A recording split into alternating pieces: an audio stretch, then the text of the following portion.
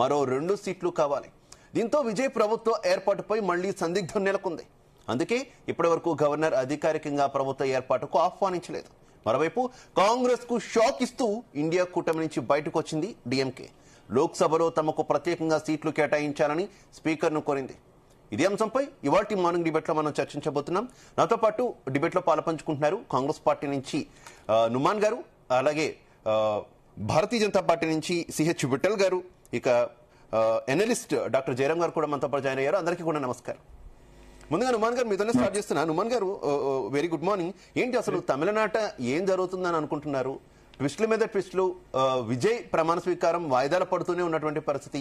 ఈ రోజు కూడా సరిగ్గా 11 గంటలకు ప్రమాణ స్వీకారం ఉంటుంది అంటూ మొదట వార్తలు వచ్చాయి. తర్వాత దాన్ని కూడా రద్దు చేసుకున్నటువంటి పరిస్థితి. ఇప్పటికే 2 సార్లు ప్రమాణ స్వీకారాన్ని విజయ్ రద్దు చేసుకున్నారు.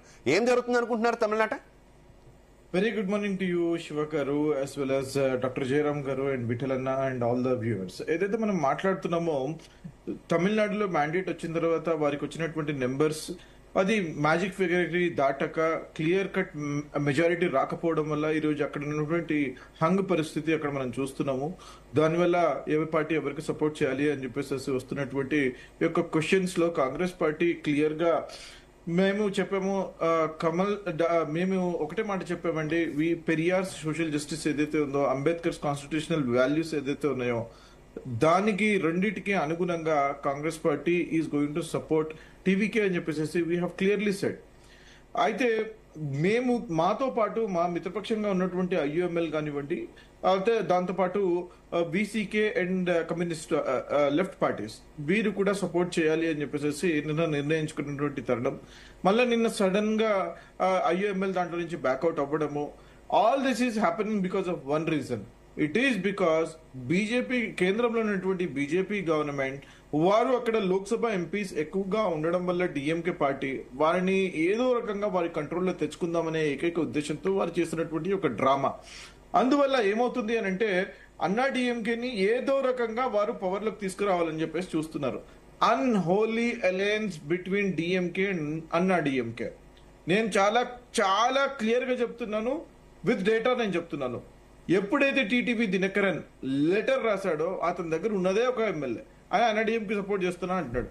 అరే నువ్వు పార్టీ పెట్టింది దేని గురించి? నీ సిద్ధాంతం ఏంటి? నువ్వు జయలలిత గారు చనిపోయిన తర్వాత నువ్వు పార్టీ ఎందుకు పెట్టావు? నువ్వు పోయి ఇప్పుడు మళ్ళీ అన్నాడీఎంకి సపోర్ట్ చేస్తా అంటావు. దాని తర్వాత ఉదయనిధి స్టాలిన్ గారి యొక్క పొలిటికల్ ఫ్యూచర్ మొత్తం కొలాప్స్ చేస్తూ వారు తీసుకున్నటువంటి నిర్ణయాన్ని మొత్తం డిఎంకే ని కంప్లీట్ గా. అదే చిన్న కరెక్షన్ ఉమ్మన్ గారు, లేటెస్ట్ అప్డేట్ ఏంటంటే టీటీవీ దినకరన్ మాత్రం ఆ లేఖ నేను ఇవ్వలేదు, నా సంతకాన్ని ఫోర్జరీ చేసి మా పార్టీకి చెందిన ఒక వ్యక్తి గవర్నర్కి అందించారు, అతని మీద కూడా మేము కేసు పెడుతున్నాం అంటూ కూడా ఆయన చెప్తున్న పరిస్థితి. ఎవరిని నమ్మమంటారు చెప్పండి? ఆయన లెటర్ హెడ్ మీద వచ్చింది, ఎక్కడో రాలేదు కదా. ఆయన టీటీవీ దినకరన్ లెటర్ హెడ్ మీద వచ్చింది. ఒకవేళ నా లెటర్ మీద వస్తే నేను బాధ్యుడిని, కానీ సైన్ నేను పెట్టలేదని అంటే ఫోరెన్సిక్ నుంచి రిపోర్ట్ వచ్చేంత వరకు వెయిట్ చేద్దామంటారా? ఈ ఫీలర్స్ ఎవరు వదులుతున్నారా అని అడుగుతున్నా నేను. ఈ ఫీలర్స్ వదిలేదే వాళ్ళు కదా, వదిలి ఏదో రకంగా డిఎంకే అన్న డిఎంకే పొత్తుని పెడదామని చెప్పేసి అనైతిక పొత్తు అని అంటున్నా, అన్హోలీ అలయన్స్ అంటున్నా. అటువంటి పొత్తుని పెట్టి ఏం చేయదలుచుకున్నారు తమిళనాడుని అంటే? ఇదంతా బీజేపీ అక్కడ లోక్సభ ఎంపీస్ చాలా ఎక్కువగా ఉన్నటువంటి డిఎంకే పార్టీని కంట్రోల్ చేసుకుందామనే ఏకైక ఉద్దేశంతో వారు చేస్తున్నటువంటి ఒక నాటకం. దీనిని పసిగట్టి Congress has got a great history అండి. మా యొక్క హిస్టరీని ఎవరు ఎందుకు అన్హోలీ అంటున్నారు? డిఎంకే ఏఐఏడిఎంకే ఎందుకు అన్హోలీ అంటున్నారు? అసలు ఏఐడిఎంకే పుట్టిందే డిఎంకే నుంచి పుట్టినటువంటి పరిస్థితి. మీరు నిన్న మొన్నటి వరకు ఉన్నటువంటి డిఎంకేని సడన్ గా వదిలేసి ఒక రీజన్ చెప్తున్నారు. ఓకే, అక్కడ మతతత్వ పార్టీలు రాకూడదు, ఇంకోటి రాకూడదు అని మీరు చెప్తున్నారు. వాళ్ళు చెప్తున్నారు కదా ద్రవిడవాదం బలంగా ఉండాలంటే మేము బలంగా ఉండాలని వారు కోరుతున్నారు. వాళ్ళు ఒక కాదు చెప్తున్నారు కదా, ఎందుకు అన్హోలీ అవుతుంది అంటే? మీరు వదిలేస్తే, మీరు ఆల్ ఆఫ్ సడన్ వదిలేసి చెప్పపెట్టకుండా వచ్చేసి మీకు నచ్చిన రీజన్తో పొత్తులు పెట్టుకుంటూ ఓకే తప్పితే వాళ్ళు గనక కలిస్తే మాత్రం అన్హోలీ అవుతుందా? రాజకీయాల్లో శాశ్వత శత్రులు శాశ్వత మిత్రులు ఉండరని చెప్తారండి. నేను ఐ అగ్రీ విత్. కానీ ఇక్కడ మనకు ఒక ప్రొవిజన్ ఉంది, ఇక్కడ మనకు ఒక ఆపర్చునిటీ ఉంది. అటువంటి ఆపర్చునిటీ లేనప్పుడు మీరు కలుస్తున్నారంటే ఏ రకంగా అయితే జమ్మూ అండ్ కాశ్మీర్ లో PDP and BJP have join, అప్పుడు that is quite opposite. North and south pole అండి వారి ఐడియాలజీస్. ఇక్కడ మీరు చూసుకుంటే మా దగ్గర ఐడియాలజీ టీవీకి అయితే కలిసి ఉంది. What is wrong in it? And he himself told Congress is in my heart అని చెప్పేసి విజయ్ గారు చెప్పారు, చెప్పలేదా ఇది?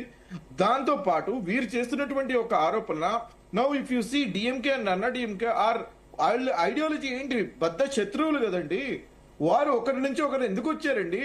అరే వాళ్ళ నుంచి పని కావట్లేదని చెప్పేసి ఒకరు వచ్చారు కదండి. This is what TDP and Congress alliance we had in 2018. That is why we face such defeat. 2018 లో జరగలేదా? తెలంగాణలో మనం చూసినాం కదా మనము. అరే మీరు ఈ రకంగా ద్రవిడియన్ పార్టీస్ ని మొత్తం ఈ రకంగా మీరు చేయడము చాలా బాధాకరం. ద్రవిడియన్ ఎలా ఉందంటే ఆల్ ఓవర్ ఇండియాలో ఒక టైప్ ఆఫ్ ట్రెండ్ ఉంటే, సౌత్ ఇండియాలో ఎస్పెషల్లీ తమిళనాడులో ఒక టైప్ ఆఫ్ ట్రెండ్ ఉంటుందండి. వారు బీజేపీని అసలు దగ్గర కూడా రానివ్వరు. 11% ఉన్నటువంటి బీజేపీని ఈరోజు 3% కి కుదింపారు. ఎందుకు చేశారు? It is because they do not want to have the communal party in to their state. కానీ ఈ రోజు ఆ రకంగా కాకుండా బీజేపీ ఏదో రకంగా ఒక ఎమ్మెల్యే అండి, ఒక ఎమ్మెల్యేతో ఏం చేస్తారు చెప్పండి? ఈ రకంగా స్టీరింగ్ మీ చేతిలో పెట్టుకోవడానికి ట్రై చేస్తున్నారా? No, Congress party will retaliate. Congress party under the leadership of Rahul Gandhi garu will going to be retaliating. మీరు అనుకుంటున్నారేమో ఆషామాషిగా మేము ఆ లెటర్ ఇచ్చామని చెప్పేసి 5 ఎమ్మెల్యేతో. మాకు తెలుసు, మాకుండే ఎత్తుకుంటారు మాకున్నాయండి. Congress party is a grand old party. Congress party ఎప్పుడు ఏ నిర్ణయం తీసుకోవాలో మాకు తెలుసు. స్టాలిన్ గారిని ఎప్పుడు మా వైపు తిప్పుకోవాలో కూడా మాకు తెలుసు. We have that. Don't worry about that. Stalin is our big brother అని చెప్పేసి రాహుల్ గాంధీ గారు చెప్పారు. He has high regard for his brother. ఎక్కడ కూడా మేము క్రిటిసైజ్ చేయట్లేదు. కిందనున్నటువంటి కొన్ని చిల్లర మల్లర పనులు చేసుకున్నారు కానీ మా కార్యకర్తలు నిన్న కొట్టారండి తమిళనాడులో. అటువంటి చిన్న జరుగుతున్నాయి. కానీ we will definitely support DMK in future. There is no doubt about it. They were our friends, they will be our friends. ఇక్కడ నేనేం చెప్తున్నానంటే, సో మీకు ఎప్పుడు అవసరం ఉంటుందో, మీకు ఎప్పుడు అవసరం ఉంటే అప్పుడు బిగ్ బ్రదర్, ఇక స్టేట్ లో అవసరం ఉన్నప్పుడు యంగ్ బ్రదర్, అంతే కదా? నా ప్రస్తుత రాజకీయ అనిశ్చితిని దృష్టిలో పెట్టుకొని ఈ రాజకీయ అనిశ్చితిని తొలగించడానికి, సుస్థిరమైన పాలన అందించడానికి కమ్యూనల్ పార్టీస్ ఏ రకమైతే దేశం మొత్తం నార్త్ ఇండియాలో వీరు ఎన్విరాన్మెంట్ ని పాడు చేశారో చూడండి. మీరు వీడియోస్ చూడండి వెస్ట్ బెంగాల్ లో ఈ రకంగా. ఓకే నోమన్ గారు, డిస్కస్ చేద్దాం. విఠల్ గారు నా ఆడియో క్లియర్ గా ఉంది. విఠల్ గారు మొత్తానికి బ్లేమ్ చేస్తుంది మిమ్మల్ని. బీజేపీ రాజకీయం ఆడిస్తుంది. తమిళనాడు ఉన్నటువంటి ఒకే ఒక్క ఎమ్మెల్యేని అడ్డు పెట్టుకొని గవర్నర్ ద్వారా మొత్తం అస్తవ్యస్తం చేస్తుంది. తమిళ ప్రజలు ఇచ్చినటువంటి మ్యాండేట్ ని గౌరవించడం లేదు. తమిళ ప్రజల్ని, ద్రవిడవాదాన్ని అవమానిస్తుంది. ఇవి మీ మీద వస్తున్నటువంటి ఆరోపణలు. ఏం చెప్తారు? నిజమా? Good morning. ఇక్కడ మీకు తర్వాత జయరామ్కి అండ్ నిమాజ్ భాయ్ కి అండ్ జీ న్యూస్ వీక్షకులు గుడ్ మార్నింగ్ తెలియజేస్తూ, రాజకీయ అంశాలు 2 నిమిషాలు పక్కకు పెడితే, వాట్ ఈస్ కాన్స్టిట్యూషన్? వీళ్ళ రాజ్యాంగం ఏం చెప్తుంది? హంగ్ వచ్చినప్పుడు రాజ్యాంగంలో ఉన్నటువంటి ప్రొవిజన్స్ ఏంటి, ఆర్టికల్స్ ఏంటి, గవర్నర్ కు ఉన్నటువంటి విశేషమైన అధికారాలు ఏందని ఒక మాట మనం మాట్లాడుకుంటే బాగుంటుందని నా అభిప్రాయం. అక్కడ గవర్నర్ గారు జనరల్ గా సింగిల్ లార్జెస్ట్ పార్టీని పిలవాలి, అది సాంప్రదాయం. లేదా మెజారిటీ నిరూపించుకోమని చెప్పడానికి కూడా ఆయన విచక్షణ అధికారం ఉంది. మహారాష్ట్రలో గతంలో, మహారాష్ట్రలో కావచ్చు, కర్ణాటకలో కావచ్చు, గవర్నర్ గారు సింగిల్ లార్జెస్ట్ పార్టీని పిలిచినప్పుడు 24 hours లో సుప్రీంకోర్టుకి వెళ్ళిన సందర్భాలు ఉన్నాయి. సుప్రీంకోర్టు ఏం చెప్పిందంటే, మీరు సింగిల్ లార్జెస్ట్ వాడు పిలిచారు కానీ మీరు ఇచ్చినటువంటి 15 రోజుల సమయం సరిపోదు, 24 గంటల్లో మీరు బల నిరూపణ చేసుకోమని చెప్పడం, ఇన్స్ట్రక్షన్స్ ఇవ్వడం జరిగింది. ఆ 24 గంటల్లో భాగంగానే యడ్యూరప్ప ఆ రోజు 24 hours లో పక్కకు జరగడం జరిగింది. అదే విధంగా మహారాష్ట్రలో కూడా 24 hours లో పక్కకు జరగడం జరిగింది. ఇవన్నీ గతంలో ఉన్నటువంటి అనుభవాలను దృష్టిలో ఉంచుకొని governor garu TVK is single largest party, no doubt about it. So మీకున్నటువంటి మెజారిటీ ఏంది మీరు నిరూపించుకోండి, మీకు సమర్పిస్తున్నటువంటి, మీకు మద్దతు ఇస్తున్నటువంటి పార్టీల లేఖలు తీసుకురామన్నటువంటి ఒక గత 2 రోజుల నుంచి వారు కలిసినప్పుడు విజ్ఞప్తి చేశారు. అక్కడ విజయ్ గారికి ఉన్నటువంటి అనుభవ రాహిత్యం కావచ్చు, లేదా రాజకీయంగా ఉన్నటువంటి అనుభవం లేకపోవచ్చు, వారు ఈమెయిల్ పంపడము గవర్నర్ ఆఫీస్ కి, వాట్సాప్ లలో మిత్రులకి, అంటే ఎవరైతే మద్దతు కోరుతున్న వ్యక్తుల వాట్సాప్ లో మెసేజ్ పంపడం అనేది ఈ ప్రతిస్తంభన కారణమైంది.